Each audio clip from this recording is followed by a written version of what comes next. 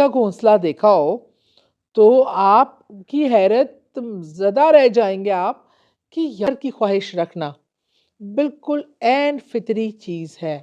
نہ اس میں ہمیں بہت سننے کو ملتا ہے۔ ہم نعوذ باللہ من الشیطان الرجیم، بسم اللہ الرحمن الرحیم۔ السلام علیکم، میں ہوں سعدیہ سہیل، آپ کی دوست، آپ کی ہمدرد۔ کہتے ہیں نا میرا گھر میری جنت۔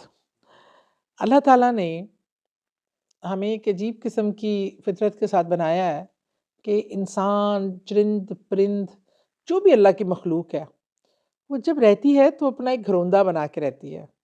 چڑیاں گھونسلے بناتی ہیں، آپ چونٹی کو دیکھ لیں، وہ بھی مٹی میں اپنا سوراخ کر کے اپنا گھر بنا رہی ہوتی ہے۔ کسی مخلوق کو بھی دیکھ لیں اللہ کی بنائی ہوئی، آپ کو وہ ان کا کوئی نہ کوئی ٹھکانہ، گھر ٹائپ کی چیز، وہ اپنا گھونسلہ ہم کہتے ہیں، کوئی زمین کے اندر کوئی قسم کا اپنا ایک آشیانہ، اپنے ایک سرنگ، اپنا ایک مکان وہ ضرور بناتے ہیں، کیونکہ یہ میرے خیال میں عین فطرت ہے۔ اپنا ایک گھر، اپنی اسپیس، جس میں آپ اپنی فیملی کے ساتھ رہ سکے، اپنے پیاروں کے ساتھ، خواہ وہ انسان ہوں، جانور ہوں، جو بھی ہوں۔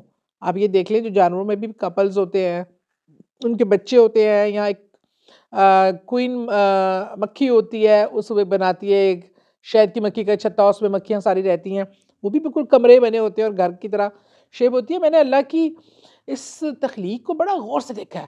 چونٹی جو ہے وہ گھس جائے گی، سوراخ کر کر کے مٹی نکال نکال کے اپنی ایک جگہ بنا لے گی جہاں وہ رہے گی۔ اسی طرح چڑیوں کو دیکھ لیں، سارا دن سٹرگل کرتی ہیں، ایک ایک دانہ، ایک ایک پتا، ایک ایک گھاس کا ٹکڑا لا لا کے اتنے خوبصورت گھونسلے بناتی ہیں کہ انسانی عقل دنگ رہ جاتی ہے۔ اگر آپ نے کبھی بے کا گھونسلہ دیکھا ہو تو آپ کی حیرت زدہ رہ جائیں گے آپ کہ یار یہ کیا چیز ہے، اتنا خوبصورت ایکوریٹ بنا ہوتا ہے۔ اس کے اندر سے جس طرح وہ کوزی سا ہاؤس ہوتا ہے، اس میں اندر گھس کے بچے اس کے اپنی فیملی کے ساتھ وہ رہتی ہے، بے کا جو گھونسلہ ہوتا ہے۔ اچھا، مجھے افریقہ کے جنگلوں میں بھی جانے کا اتفاق ہوا، کیونکہ میں نے آپ کو بتایا تھا میں بہت بڑی اینیمل لور ہوں، اور مجھے زندگی میں جن بھی ممالک گئی ہوں، میں نے ان کی سفاری لائف یا جنگل یا اینیمل لائف ضرور دیکھی ہے، خواہ وہ انڈونیشیا ہو، ملیشیا ہو، یا افریقہ کے نیروبی کے جنگل ہوں۔ تو ایڈونچرس تو میں رہی ہوں ہمیشہ سے بڑی۔ پھر جناب وہاں میں نے جب دیکھا، اچھا جب شیروں کو دیکھنا ہوتا تھا نا تو ہمیں صبح 5 بجے کے قریب نکلنا پڑتا تھا، 4 بجے وہ خاص جیپوں میں بڑا کورڈ ہو کے، کیونکہ شیر کھلے عام پھر رہے ہوتے ہیں۔ وہ ان کی غاریں سی بنی ہوتی تھیں، وہ ان میں اپنے گھر بناتے تھے، وہ اندر رہتے تھے۔ وہ ارلی مارننگ جو ہے نا، وہ نکلتے تھے وہاں سے، دھوپ ووپ سیکتے تھے، کھاتے پیتے تھے، بچوں کو کھیلتے بلاتے تھے، اور شام سے پہلے یہ واپس ان غاروں میں چلے جاتے تھے۔ مطلب میں نے دیکھا، سانپوں کو دیکھا، سانپ ٹرنل سے بنائے ہوتے ہیں، کچھووں نے ریت کے اندر گھس کے اپنا ایک بنایا ہوتا ہے آشیانہ، اور سردیوں میں اکثر تو یہ بالکل ہی چھپ جاتے ہیں اور اپنے گھروں میں ہی مقید رہتے ہیں، اور سردیوں کے لیے برا راشن پانی اکٹھا کرتے ہیں۔ اچھا میں نے انسان کو دیکھا، انسان کی جھونپڑی ہو، کچا گھر ہو، پکا گھر ہو، جیسا بھی ہو، اس کی ایک افیلیشن ہوتی ہے اپنے اس گھر سے۔ اچھا ہمارا ہی ہوتا تھا بچپن میں، تو آپ کو پتہ ہے کھلنڈرا پن ہوتا ہے، شغل میلہ، کزنز، بہن بھائی آپس میں گھومنا پھرنا بہت اچھا لگتا ہے۔ لیکن ہمارے جو بڑے ہوتے تھے نا، ابو امی وغیرہ، کہیں بھی ہم جا رہے ہوں، بڑا مزہ آ رہا ہو، تو شام ہوتی تھی نا تو چلو بھی گھر چلے، گھر چلے۔ ہم کہتے تھے اف اللہ، ان کو کیا گھر میں وہ ہوتا ہے، گھر جانے کی کیوں جلدی ہوتی ہے، ہم اتنا فن کر رہے ہیں، ہمارا دل ہی نہیں چاہ رہا، اور یہ کہہ رہے ہیں گھر چلو۔ گھر جا کے یہاں بے شک اپنے گھر سے 1000 گنا بہتر گھر میں رہ رہے ہوں، لیکن کہتے تھے اپنے گھر چلو، اپنے گھر چلو۔ وہ ہم کہتے تھے یہاں اتنے بڑے بڑے بیڈ روم ہیں، اتنی چیزیں ہیں، آسائشیں ہیں جو ہمارے گھر میں نہیں ہیں۔ لیکن کہتے ہیں گھر جھونپڑی بھی ہو نا، اپنا گھر ہوتا ہے، اس کا مزہ اور سکون الگ ہوتا ہے۔ اچھا اس وقت ہمیں یہ باتیں سمجھ نہیں آتی تھی۔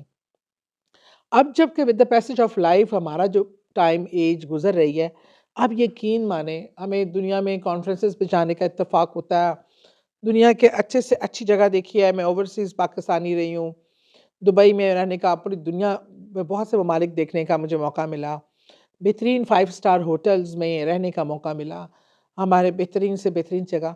لیکن وہ نرم گداز گدے، اور وہ گھر کا جو سونے کا بستر، اور وہ جو گھر وہاں کمروں کی انوائرمنٹ، بہترین سہولیات، اس کے باوجود بھی आपको एक अजीब-सी होम सिकनेस होती है।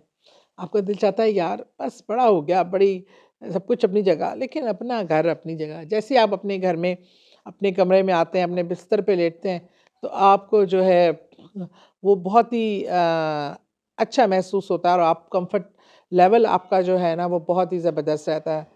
अच्छा जी, इसी तरह जब बात हो अपने घर की और तो वो अपना घर की ख़्वाहिश रखना बिल्कुल ऐन फ़ितरी चीज़ है।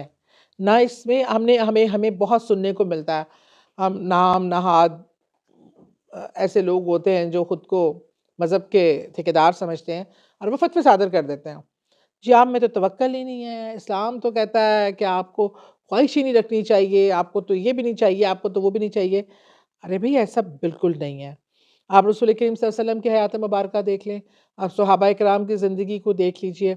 उन्होंने घरों में अपने घर भी बनाए, घर भी रखे और घर की ख़्वाहिश भी की। अच्छे घर की ख़्वाहिश भी की और ये ख़्वाहिश करना बिल्कुल बुरी बात नहीं है और अपना घर बनाना और उसके लिए एफ़र्ट करना, अपनी सवारी के लिए एफ़र्ट करना, ये बिल्कुल इसमें कोई ममानियत नहीं है, कोई वो नहीं है। हाँ, ये ज़रूर होना चाहिए कि आप ये ज़रूर दुआ करें कि अल्लाह ताला जो तू अपने जनाब से मुझे मेरा अपना घर दे या जगह दे, रिज़्क़ हलाल से दे। उसको बनाने के लिए, उसको हासिल करने के लिए तरीक़ेकार जायज़ होना चाहिए। ये नहीं है कि आप महलात की ख़्वाहिशात करें और उसको हासिल करने के लिए आप हर जायज़ और नाजायज़ तरीका अडॉप्ट करें। अल्लाह ने रिज़्क़ हलाल को बहुत ज़्यादा अहमियत दी है। उसमें रह के अपनी कैपेसिटी, अपनी गुंजाइश अल्लाह ने अगर दिया हो, आप अच्छा से अच्छा घर भी बना सकते हैं।